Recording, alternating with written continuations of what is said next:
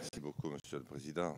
Madame la Ministre, je suis ému parce que c'est la première fois que je m'exprime devant vous, tellement est grande votre aura et tellement sont réussis vos premiers pas au gouvernement. Je suis, comme tous mes collègues, très intéressé par ce texte que M. Bloch a préparé. Mais je dirais, dans la minute 30 qui me reste, quel travail. Et je trouve que c'est bien quand même de commencer.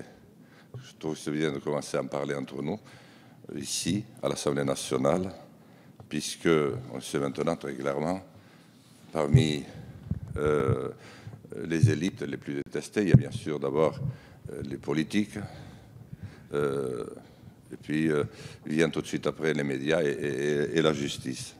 Mais je me demande quand même comment notre pays a-t-il pu en arriver là, quand je vois ce tableau, Vivendi, Groupe Canal+, Bouygues, Lagardère, Bertelsmann, Groupe Actis, et puis ensuite des plus petits, mais BNP qui détient quand même Le Monde, Dassault Figaro, LVMH, et ça fait 80%.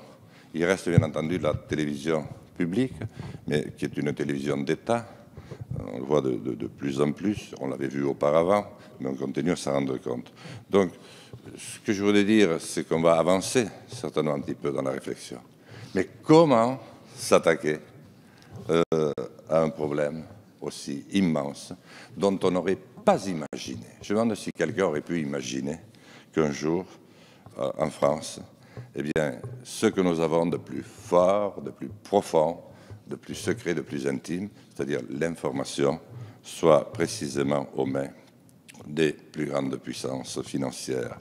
Et disons cela, je connais beaucoup de journalistes, comme beaucoup d'entre vous, et je connais leur intégrité et leur sincérité, et je sais que certains sont capables de tourner « Merci patron », et je sais que certains sont capables de refuser tel ou tel texte ou tel reportage. Mais ils ne peuvent pas le faire 5 ou 10 fois. Ils le feront 1 ou 2 fois.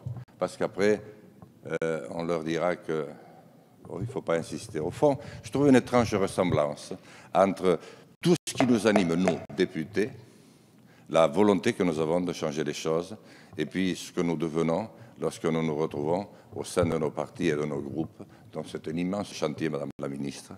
Ça tombe bien parce que vous avez envie de travailler beaucoup. Je vous souhaite bon courage et pour ma part, je vais essayer de vous accompagner.